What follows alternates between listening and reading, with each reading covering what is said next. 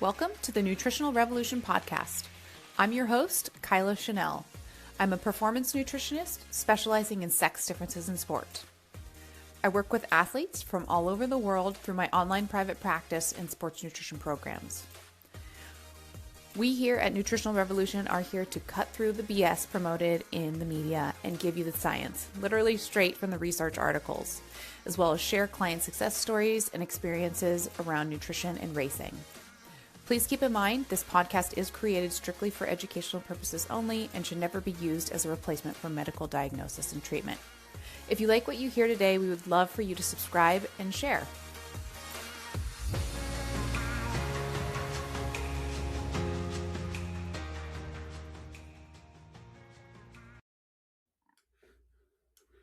Hey, you guys, before we get into the episode today, I want to tell you something I'm really excited about. On June 2nd at 5 p.m. Pacific, I'm sitting down live with professional ultra runner Danny Moreno, and I want you in the room. We're calling it Fueling for Success, and here's why I think this one's going to be really special. Danny's heading into Broken Arrow 64K at the end of June, right in the heart of summer race season. And if you're gearing up for something big yourself, whether that's your own A race or something like Western States, this is the conversation you want to be a part of. We're going to talk about how Danny's fueling ahead of a key mountain race, how she handles hydration and gut training at the pro level, how she navigates recovery and injury setbacks, and what actually shifts in her nutrition when race season gets close. But honestly, the biggest appeal here is access. This is your front row seat to speak directly to a professional ultra runner and ask her your personal questions. Not a panel, not a webinar where you're muted the whole time. This is a real conversation with Danny, and I'll be there too, sharing how we've worked together from the sports nutrition side. So you're also getting a peek behind the curtain of what an athlete and nutritionist relationship actually looks like in practice. When you reserve your spot, you can also submit your questions ahead of time so we can make sure they get answered. We're capping this at only 15 people. That's intentional. This is meant to be intimate. So don't sit on this one, you guys. Grab your spot. The link is in the show notes. I'll see you on June 2nd. Hello, everybody, and welcome back to the Nutritional Revolution podcast. It's Kyla, your host, and today we have for you guys Maddy Nutt, and she's a British gravel cyclist and endurance racer known for her fearless riding style, ultra-distance grit, and adventurous approach to off-road racing. She's based in London and transitioned from a career in finance to professional cycling after discovering a passion for gravel racing and endurance events. Since then, she has become one of the standout names in the international gravel scene, competing in events across Europe, Africa, and America. Maddy has earned podium finishes and victories in major gravel races, including wins in the UCI Gravel World Series and standout performances at events such as Safari Gravel Race and Traka 560, where she absolutely crushed the record in 2026. Known for thriving in demanding endurance conditions, she has built a reputation for resilience, including famously finishing Traka 360 despite riding hundreds of kilometers with a shoulder ligament injury. Alongside racing, Maddy is also recognized for sharing the culture and community of gravel cycling through storytelling, travel, and social media content. Her personality, humor, and love of adventure have helped make her one of the most relatable and recognizable athletes in modern gravel racing. This is a super fun episode. You guys are going to love it. Enjoy. Hello, everybody, and welcome back to the Nutritional Revolution podcast.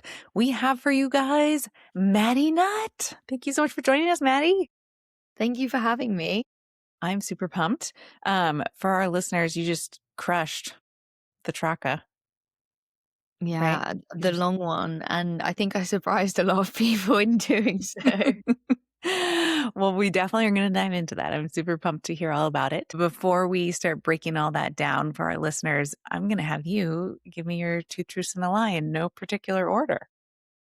Okay, in no particular order, I cannot drink cow milk. Oh, okay. I once won a television quiz show, but I lost all the money on the last question. And I used to ride a unicycle to school. That's a talent. Oh, man, that's impressive. Okay, well, none of these things did I discover in my researching of you. So these are good ones for sure. Are you allowed to ask me questions related to them, or do you just have to go straight with what you think? I just have to go straight with it. I just got to go straight. Sometimes I'll try and pry, but I really should just go for it. I wonder if the cow's milk thing is like a preference or if it's lactose intolerance. Lactose intolerance is very common. TV shows, not super common, but it is a good story. Riding a unicycle. is impressive. Oh man. I think I don't know why. Maybe my brain's stuck on this, but I tend to always go with the middle one. I'm gonna go with that one. The once won a TV quiz show, but lost all the money on the last question. I think that might be the line. Maybe there's some truth to it and a little bit of twist. Maybe you did win the money. I don't know. And then I feel like it would be a cool story if we found out you rode a unicycle to school. So we're gonna find out. We're gonna find out. Okay, well, we will reveal the answer at the end of the episode for the listeners. So hang tight, you guys. But we're going to just dive right in because we only have Maddy for an hour here. So we want to learn all the hot nuggets from you. But why don't you give us a little bit of background just on kind of leading up to Traka?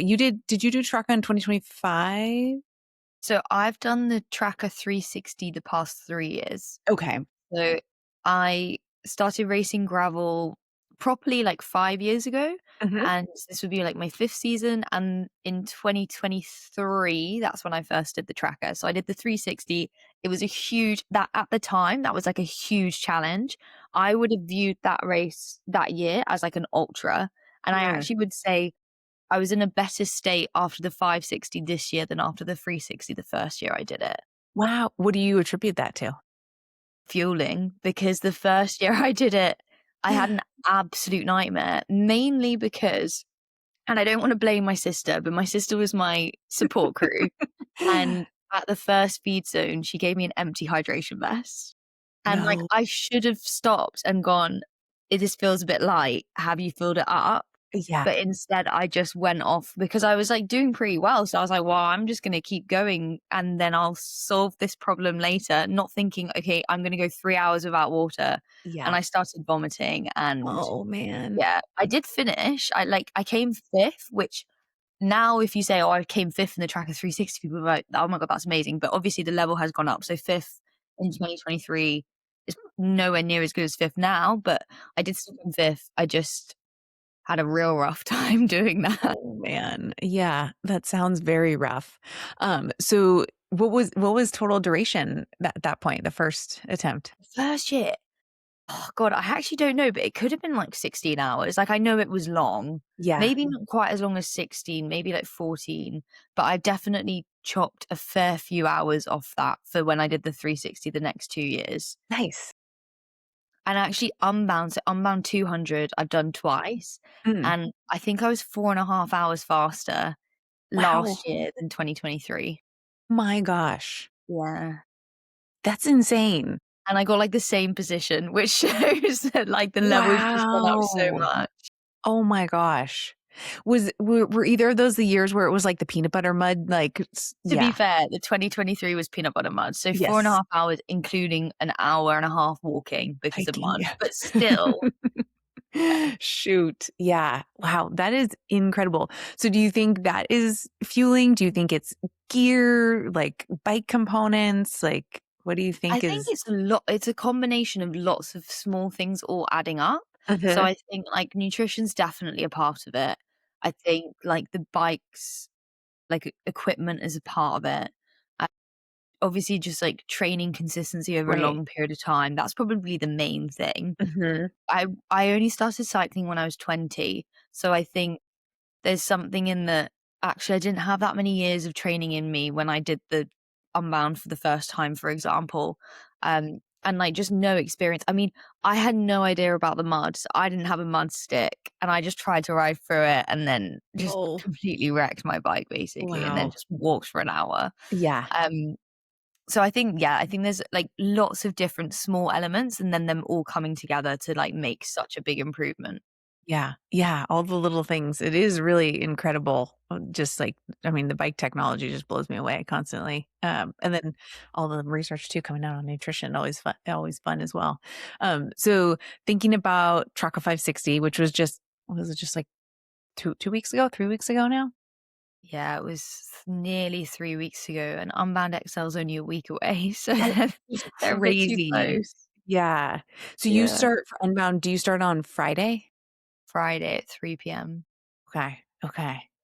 We can talk about that, but I definitely want to hear about the 560 Traka. What were you targeting initially time wise for that?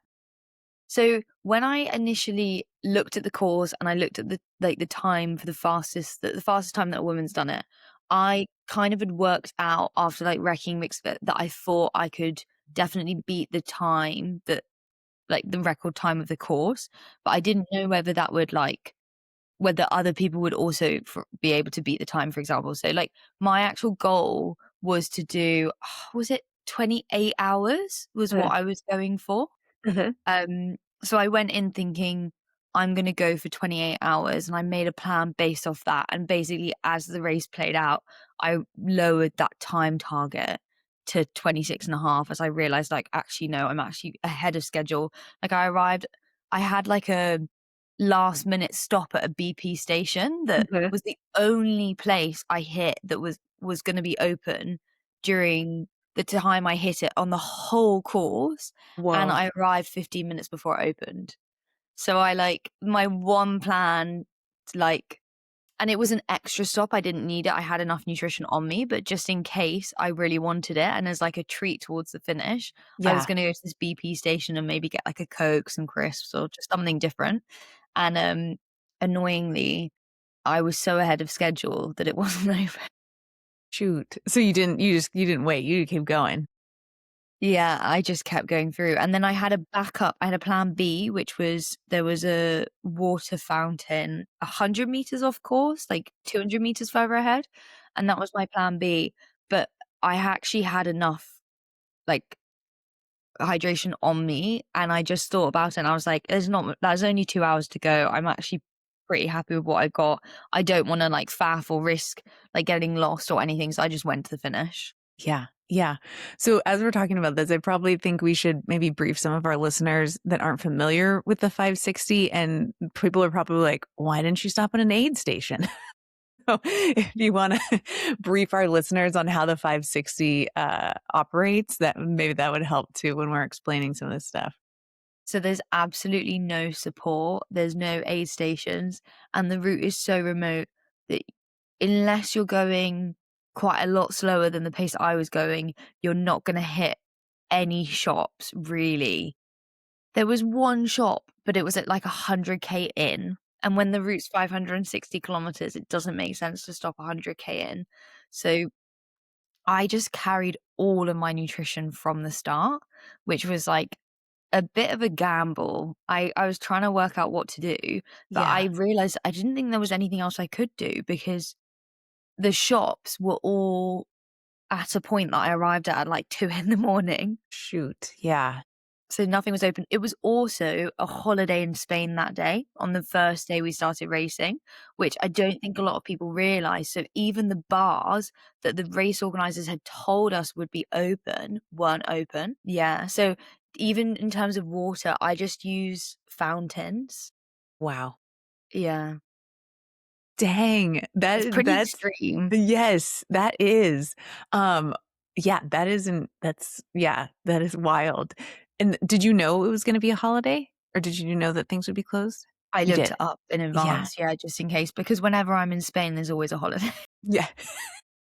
Smart. Smart planning ahead. Ooh, oh my goodness, so many questions. So how much did you weigh your pack out of curiosity? Like s- t- starting with everything you needed like from the start? So I had just over 3 kilograms of, like, fluids, and that was, like, how much I carried, and then nearly 3 kilograms of nutrition. Wow. Yeah. I tried to be as efficient with how I carried it, so, like, to carry as little weight as possible, so I carried quite a lot of carb powder in individual sachets, Mhm. so I could put carb powder in water, but I did end up, yeah, with some chunky things as well because I also didn't wanna just drink carb mix Right. for 26 hours. So I Yeah. also packed a lot of gels, which Mhm. I wasn't sure how I would cope with over that period of time. I thought, Mm. like, a lot of people talking to people beforehand, people were saying, "You can't have gels over, like, that period of a race." But actually, I think if you train your gut well enough and you know that you respond well to gels and you don't have problems and you're Mhm. not taking any caffeine gels, then actually, like, it was kind of okay. I didn't Mhm. feel particularly bad for it. That's great. Do you do anything to like clean out your mouth? Like, do you ever do like gum or mouthwash, like, with No, but them? I should, Yeah. especially over that period of time. Yeah. Like, I actually had a filling for the first filling I've ever had in my life was No. this year, and I just it's because I eat so much sugary stuff on Right. the bike, and I spoke to the dentist about it, and they were like, "You need to get, like, a straw for your bottles," and I was like, "I can't do that. Can't Yeah. stick a straw in my bidons." Yeah, shoot. Yeah, we've had lots of ultra athletes on, and we've heard different stories. Like, one of them, she said her doctor gave her, like, prescription toothpaste, so she brushes her teeth with it before she starts her race, and then it, like, I guess helps, like, put an extra protective coating on before you start loading and all the, like, sugary stuff. And then we had another athlete do just, like, a minty gum, throughout to help, like, pulse. I think another one told us she, like, brushed her teeth at some point somehow. One of my friends did because he made a video of the Tracker 560, and when I was watching the video, I saw him brushing his teeth, and I was Yeah. like, "That's iconic." I'm Yeah. so impressed that he's caring about his dental hygiene right now. Right. Yes. Yes. He should send that to his dentist. He's very dedicated. Yeah. But yeah, I've heard different people say different things, right? It's like it just doesn't feel good, and they can feel like the sugar is basically like building up on their teeth, or it just helps like for palatability and flavor fatigue to kind of like sort of clean out your mouth. But so, okay, so you said 3.5 kilos of food, 3.5 kilos of water potentially. Yeah, it was like 3.5 of water. It was like 3.2 kilos of water and then about 3 kilos of food. Okay, so just for our listeners, and that's not including like probably your pack and all this other stuff. For our listeners who want to know what that is in pounds, that's almost 14 pounds of water and food. For our And the Americans listening. water, like the fluids was a mix of carb mix, electrolyte and just plain water. So I would always have one bottle with an electrolyte tab, one Mm, bottle with plain water, and I used my vest because it was 2 liters mm, to have pure carb mix, which yeah. I hate because it makes the bladder it's just so hard to maintain the bladder as, like Mm, especially when it's, like, flavored mix, it yeah. just affects the bladder, but, like, for a race of that length, it was the only way I could see myself getting enough carbs in. Mhm. Do you start with them like cold or ice cubes in them at all when you started, or was it cold did you start in the morning? I Early put them morning? in the fridge and we started quite early in the morning. Sometimes I freeze packs and bottles if I'm somewhere really hot, and I've also got ice gels. Mm. So my nutrition sponsor Amex does like ice gels, which are really good. Cool. Do you have to get them though frozen, or you freeze You them? freeze them yourself. So they send Oh, them to okay. you not frozen, and then you put them in the freezer, and then you can put them in your pocket. Cool. There was one other company I think I saw doing that wasn't Amex. I forget who it was now, but they were doing something like that, and they called it like an ice gel or ice slushy or something. And I have tried one of those, and they are very good. It's a It's good just way. so nice if it's hot. I mean, I didn't need it for tracker, it wasn't too warm, but say today I went on an 8-hour ride and I just went and got a Calippo halfway round. Yeah. Do you have Calippos in the States? I feel like this might be No, we'll tell our listeners because I don't even think I know what a Calippo Okay, is either. so Calippo's like it's an ice lolly that's like Oh, it's like a frozen slushie in like a tube, so you can actually okay. eat it whilst riding. Yes, that is to Americans called an otter pop.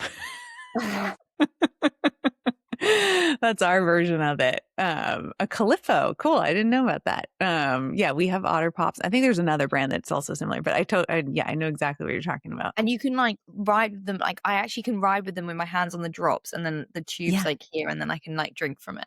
that's smart. I like that. You're acting on the internal cooling mechanisms with slushy, which is like what the literature says to do. That's to do Um, exactly. yeah, that's spot on. So when you're putting together all your nutrition for this, and so finish time, you were out there for, was it 26 and a half hours you said, or yeah. How are you thinking about like carbs? Are you thinking about carbs per hour and fluids per hour, like when you're packing all your nutrition? So I roughly wanted to have about 500 mil of fluids per hour, Hmm. and then carbs, grams per hour, I was thinking about 80, but actually in practice, I don't think I hit 80. Really? I, Yeah. like, planned for and brought with me I think I brought about 70 thinking, "Oh, I could stop at that BP and get some more for the end." Mm. Um, but in the end, I didn't eat everything and I had a gel explosion. So I No. put a load of my gels in the saddlebag and then some of them like exploded on each other. So I lost a few gels. Yeah. But I also didn't finish everything. And I think that was also a case of just towards the end, you're just like, "Oh, I Yeah. can't eat anything else," just like struggling. I did have some normal real food, Mhm. which also helped to kind of like balance things up, but I hadn't measured exactly what was in that. Right. I wanted something that made me think I was having lunch and dinner. Mhm. So, because I was like, I'm going through a whole day and then I'm Right. going through a night. I don't want to miss lunch and dinner, which sounds peculiar because it is a bike race. But I made myself this like ham, cheese, and pesto wraps, and Hmm. I had one at lunch and one at dinner, and that was Yummy.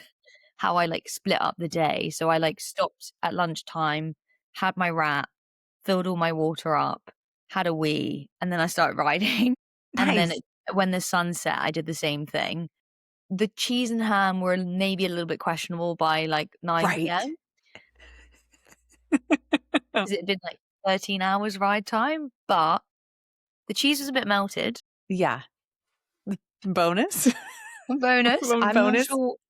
I think I really tested my stomach strength from Yeah. eating that because 'cause I'm really not sure you should eat a ham cheese wrap after 13 hours, but I was just Right. craving something salty. Yeah. I wonder, like prosciutto and stuff, like, if that could be, because like, they're just, like, hanging that in a shop in room temperature, right? Yeah, that's a good point, actually. What I'm thinking what kind of ham I use mortadella. Oh. This is quite a bougie ham. Yeah, I use mortadella. Yeah. I think it was just the ham that I happened to buy. Yeah. Um, but yeah, mortadella's probably on the safer side, but prosciutto would be better.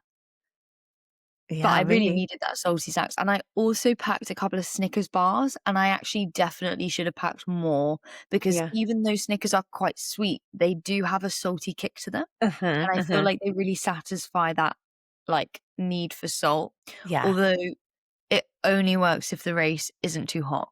If you've got Mhm. a hot race, your Snickers turns into like a Snickers gel and it's not Right. easy to eat. Yeah, just like chocolate mush. Um, did I read somewhere that you, burned, like, it was it like 15,000 calories over that? Yeah.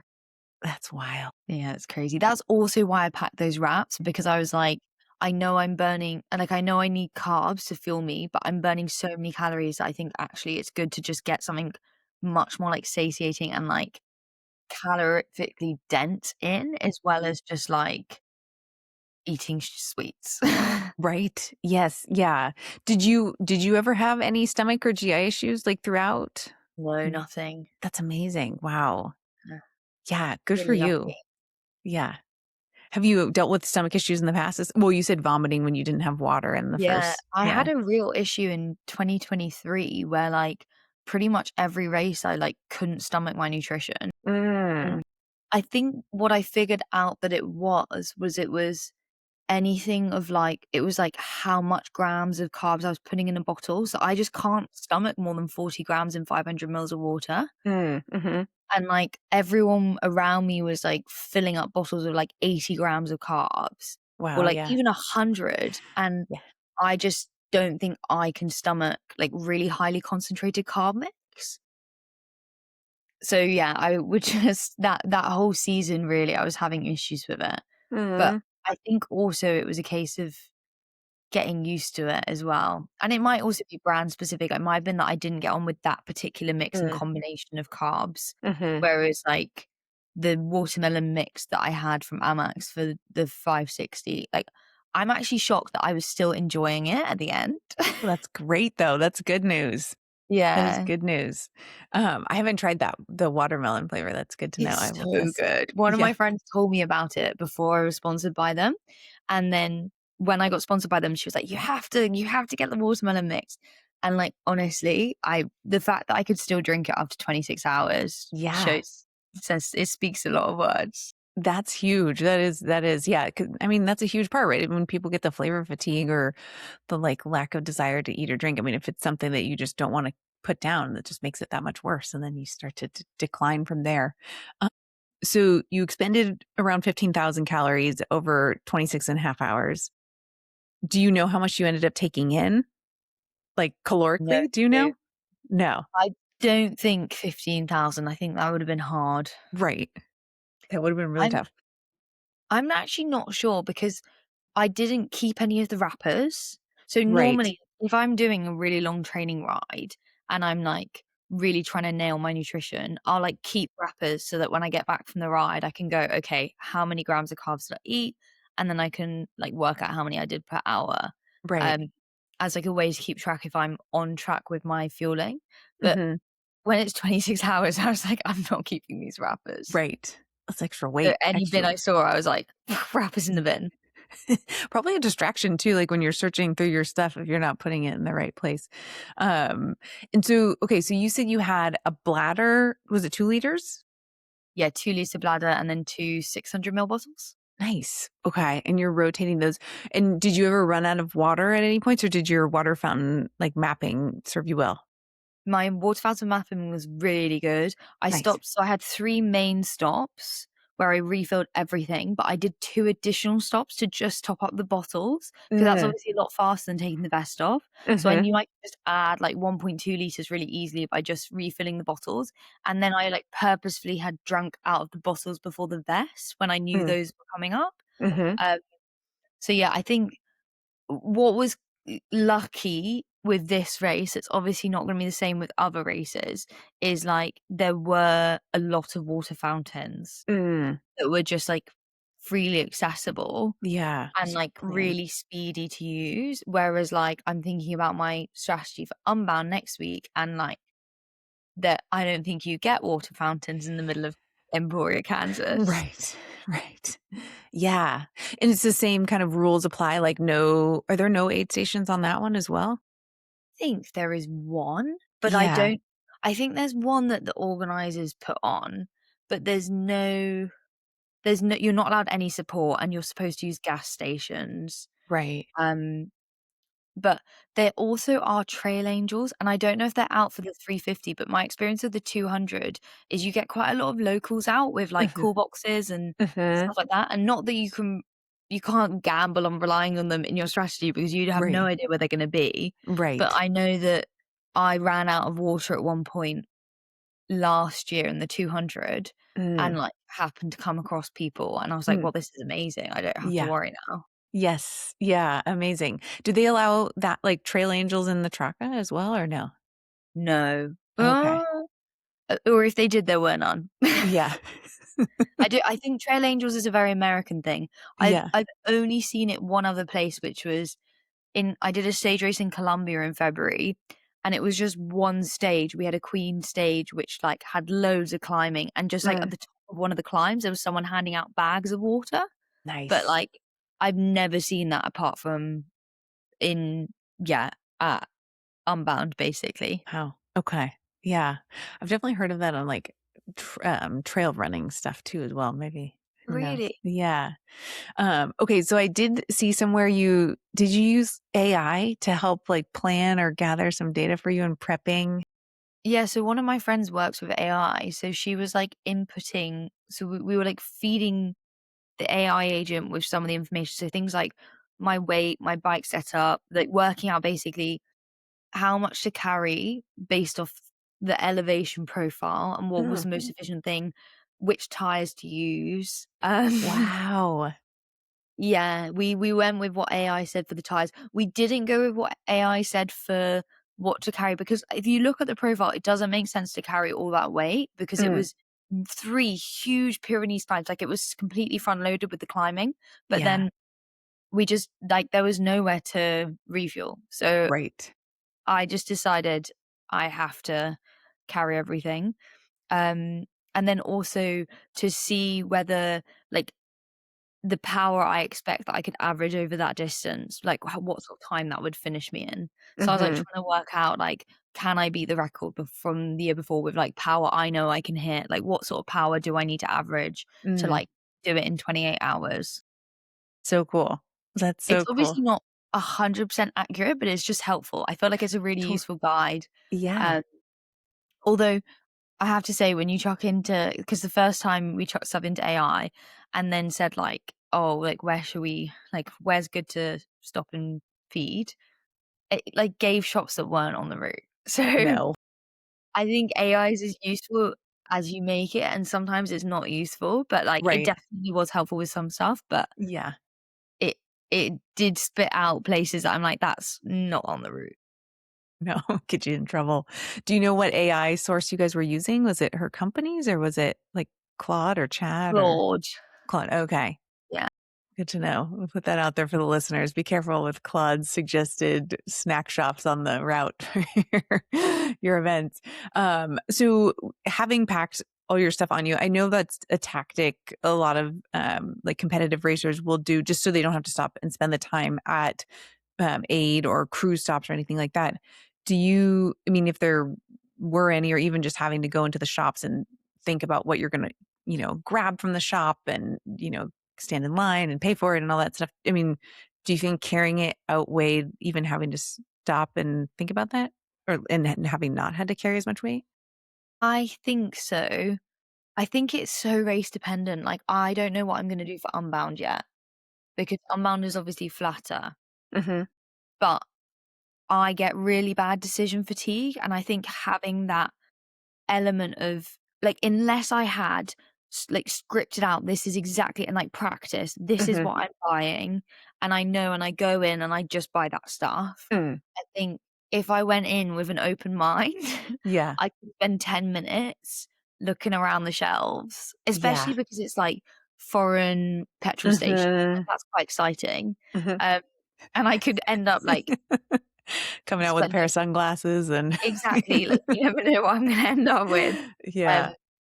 so I do think from that aspect, but then at the same time, like if you don't have to carry all your nutrition, be quite nice to like even things like like just get a bag of crisps, like have something different, have something Yeah. salty. I'm not gonna carry a bag of crisps from the start, but I'd probably quite like one towards the end. Mm-hmm. Yeah. What ended up being like your total stop time throughout? I think it was 28 minutes, including the hiker bikes. You had to hike your bike A too in couple the of truck? times. There was Oh, there wow. was one, like, really bad hiker bike that was, like, over a landslide, which I definitely spent, like, almost 10 minutes doing, so I think that Wow. my stop time was under 20 minutes. Wow. Yeah, I was very efficient, which I surprised myself because I didn't thi I thought I was gonna faff, but I managed just to not faff. Wow. That is amazing. So you mentioned stopping eating your wrap, going pee. How many times did you pee throughout the race? 3. And Is that normal for you or do you feel like that was not enough? I feel like maybe not enough. Like, I mean, not on a normal day do I only wee 3 times. Right. But I would say though, I've done 8-hour races and not weed. So like, Really? yeah, I think I mean I'm a big sweater. I'm a Wow. real big sweater. So I Yes, wonder it's not whether going that in the bladder. so that yeah, it's leaving me but through another method.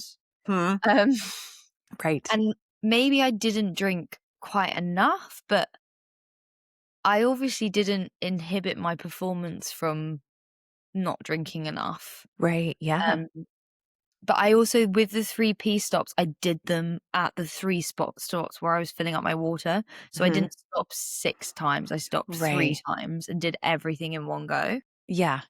Smart. Smart. Yeah, minimize the amount of like getting on and off the bike and getting going again and all that. I think that's super smart. I saw that it looked like you had voice notes from family and friends to get you through the night. I thought that's a great idea. Yeah, I had this idea where I was like, I'd never ridden all night before. I'd Mm. ridden in the dark, but I'd never ridden, like, on my own over a whole night. Mhm. And I was just worried that I'd get sleepy. So I, like, Mhm. said to some family and friends, like, "Can you send me, like, just anything to keep me awake?" And I just got the most eclectic mix of stuff. Oh.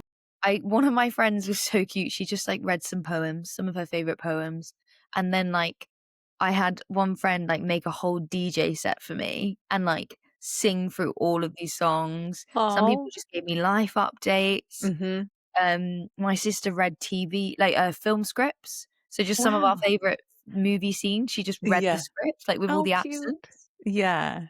But it was really entertaining because it meant that I was just listening to my headphones. Yes. Yeah, that's great. Were you like, speaking of headphones during the day, do you listen to music or anything else when you're racing, or is it more like that's not happening and you're just like zoned in? I saved them because they were a set of, like, MP3 headphones rather Mm, than linked to my phone.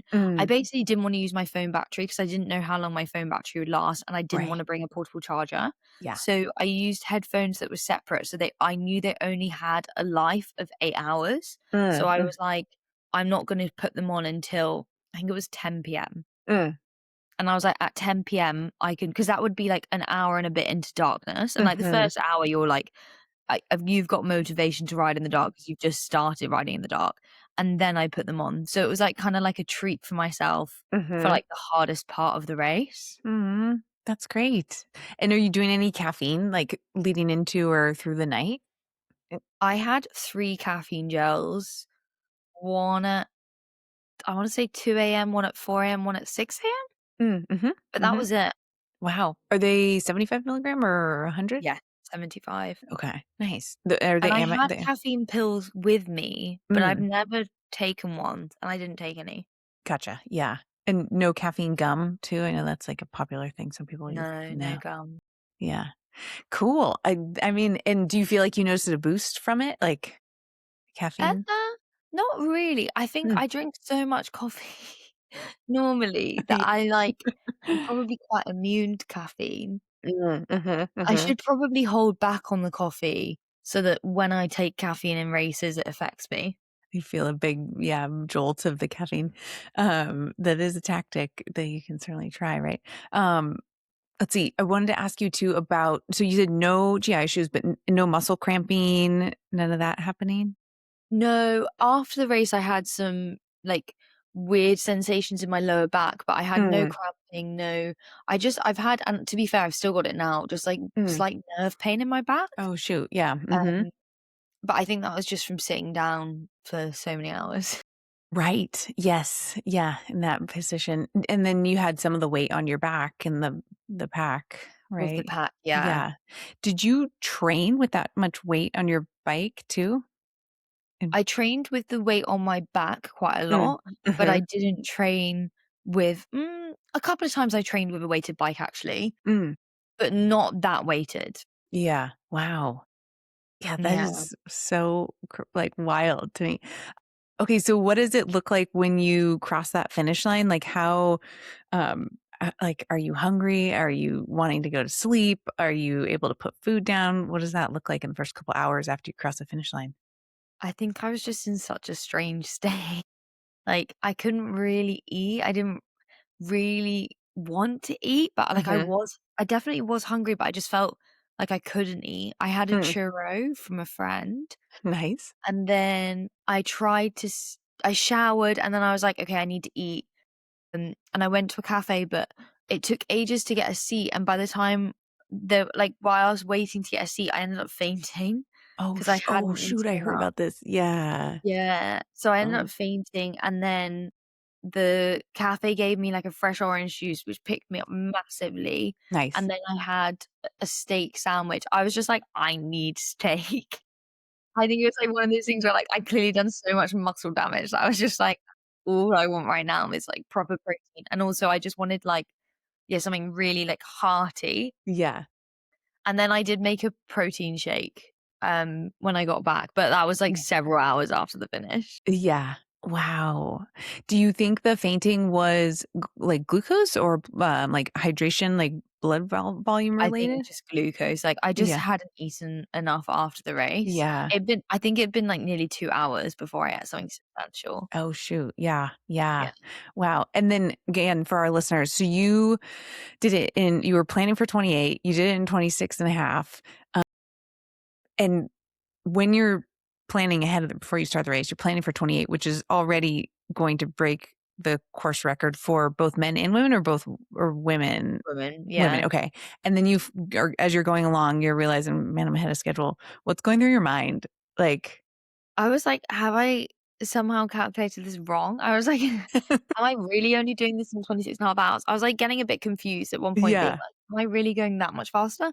And then I was like, "Oh, well, I guess I have averaged." I can't remember what I averaged, but I was like, "Oh, I am averaging this," because Yeah. like, I had average speed as a metric on my screen, so I Mhm. could see that, and I was like, "Well, yeah, I am on target, Yeah. but I'm ahead of target, and it's only flat to go apart from one climb." Yeah. So I was like, "Well, I guess I will finish." I was a bit confused, but then I was just like, "This is amazing." Like, clearly, like, this plan's paid off. Yes. Yeah. What a pleasant surprise. Usually it's like you're Yeah. troubleshooting stuff when you're racing, and this is like, yeah, that's incredible.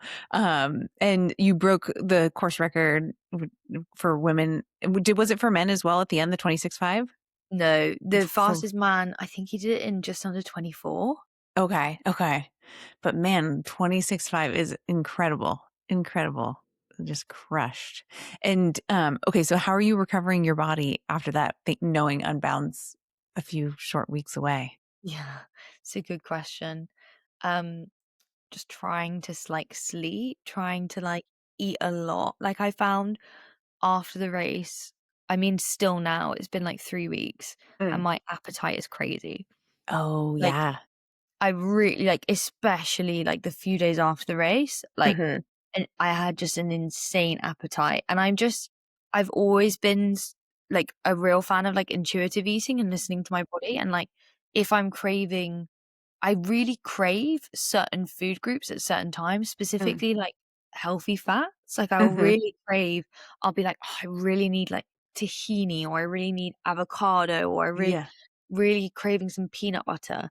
And I feel like I just listen to those cravings, and then I think that's gonna help me best to recover. Mhm. Um, so yeah, I've just been doing that. But the main thing recovery-wise that's been tough is, like, struggling with, like, the nerve pain, which has become, like, it's just not pleasant. I don't think I'm Right. causing myself any long-term damage by still training, but Mm. it's not comfortable to ride if you've got, Right. like, shooting nerve pain. Oh, no. Yeah, shoot. Are you doing any, like stem? Do you have like electro things, pads you like stick on your back and they like vibrate, kinda like tingle? That's actually a good idea. No, I've not done that. I've had a couple of sports massages. I've seen a chiropractor. Mm, Um, I actually doing mobility work has made a big difference. Like, doing yes. mobility before riding has made a big difference.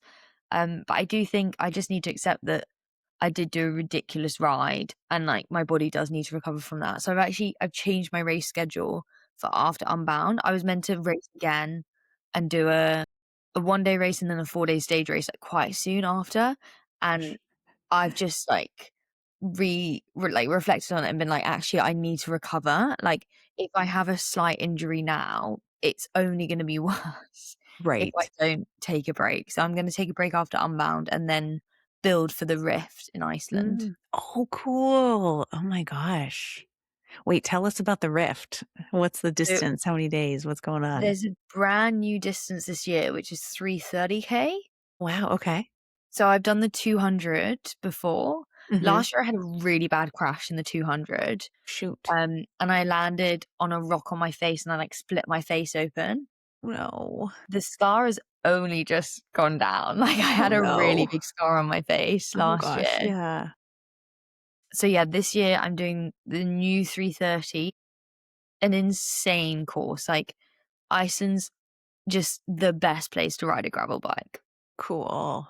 That sounds amazing. Super cool. It feels like you're on another planet. Yeah. Oh, I'll have to get over there. Gotta get over Yeah, there. definitely. Honestly, it's like if people are like, "What race should I do?" I'm always like, "The Rift is the one." Like, okay, it's not going to be a balmy summer's day, but it could be sunny Yeah. and it's not too hot, Right. and the views are so worth it. Wow. Oh, I'm gonna have to Google this after. And you go After on holiday after the race. That's what like I say every time I've done it. Yeah, I think actually every year I've done it, I then will always chuck in a couple of days in like a camper van, like Smart. seeing somewhere in the island afterwards. Yes. Little work vacation. Working Yeah. working on vacation. I love that. Okay, so we had a couple questions from our listeners. I think we might have covered a little bit of this, but someone said you knew that the Spanish holidays holiday was happening, the stores would be closed and packing all your stuff. Let's see, trying to include more real foods. I saw you did, he says some savory crepes, but he said what gut training did or didn't have to happen to know if that would work with mixing it with gels, like your ham and cheese wrap. Did you test That's any of a that before? good question. I would say, I think just the way I eat on rides generally, I'm always just like always pushing myself to eat real food as well as ride food, like as well as like sports nutrition. So I think it's just that kind of like I sometimes make a wrap with Mhm. like nut butter. I Yeah. don't I don't think I've ever done a savory wrap, Mm, but like I've eaten wraps on the bike before. I've yeah. eaten like ham and cheese croissant mid-ride before. Like, Nice. I always have, like, really pushed myself with food Mhm. because I think if you do, then you're training your gut essentially to be able to do that. Yeah, 100%. If GI issues have ever derailed a race or a hard training day for you, this one's for you. We have a free gut training framework that walks you through how to actually train your gut to handle fuel under race conditions because your gut is trainable. Most athletes just don't know how to do it.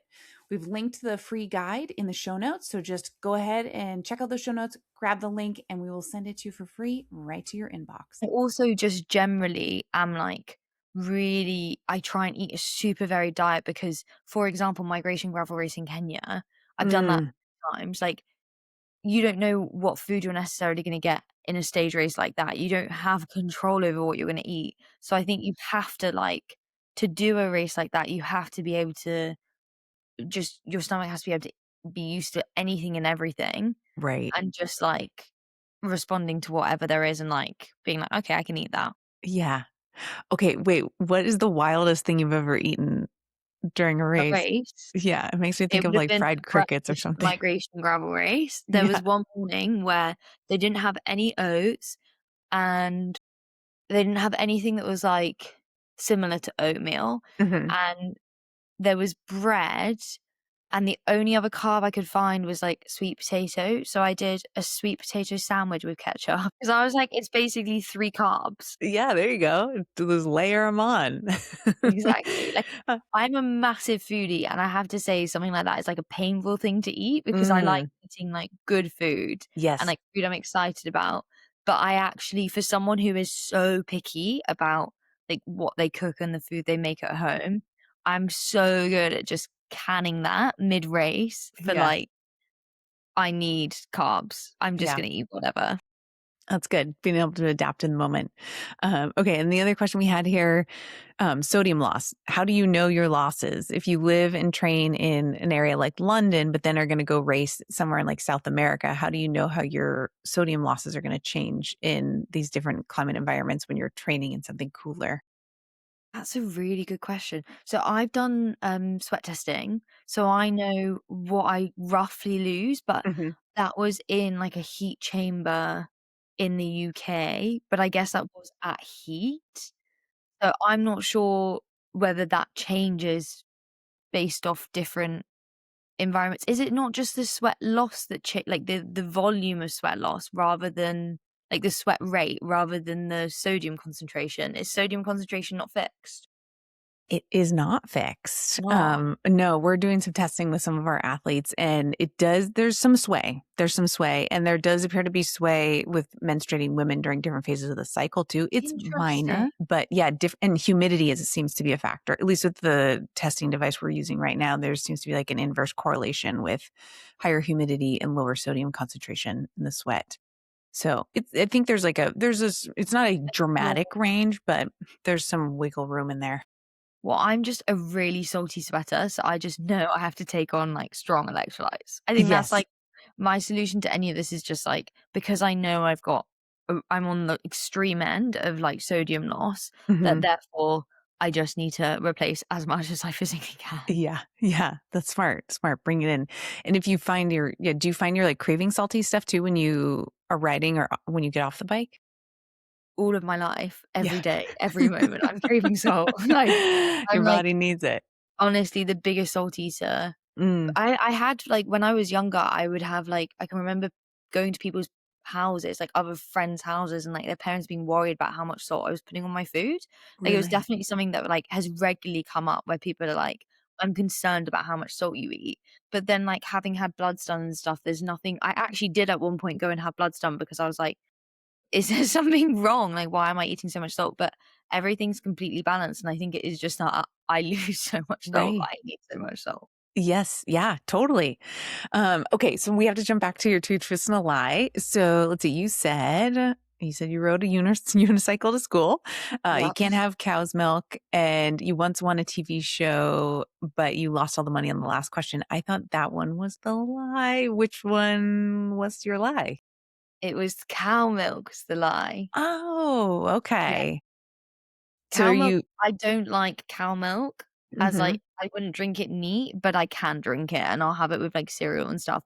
It's just once I played Two Truths and a Lie with someone and they did this whole dramatic thing about how they couldn't cope with how opaque it is, and I just love that as, like, if I need to defend the lie, I feel like it's such an easy one to defend because 'cause you're like, "It's gross, it's like you can't look through it, why would I wanna drink it?"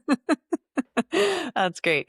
They've done hydration studies on cow's milk, and it's actually one of the best like electrolyte replacements. It's the fastest way to rehydrate, but no one wants to drink milk when they're out. No. Yeah. It's like faster than an electrolyte product. It's really fascinating, just the natural combination of the molecules that are in cow's milk. But fun fact for you. Yeah, this has been so fun. I feel like I could ask you a bajillion more questions, but I want to be mindful of your time. Where can our listeners find you and follow you? So on Instagram, it's Maddy Nutty, and then I also have a YouTube channel. And Nice. we made a video, we made like a little documentary film for the tracker, and it should be out in about a month. Oh, So fun. watch this space. And if Okay. anyone's in the UK, we'll do a screening in London. Fun. Okay. And so in a month, so that would be like end of June for our Yes, listeners. like Okay. mid end of June. Yeah. Great. Okay. We'll check out her YouTube in mid to end of June. And we'll link that too in the show notes for the listeners, your Instagram and your YouTube, so people can check that out. And thank you again so much for joining us, Maddie. This has been so fun. Thanks so much for having me.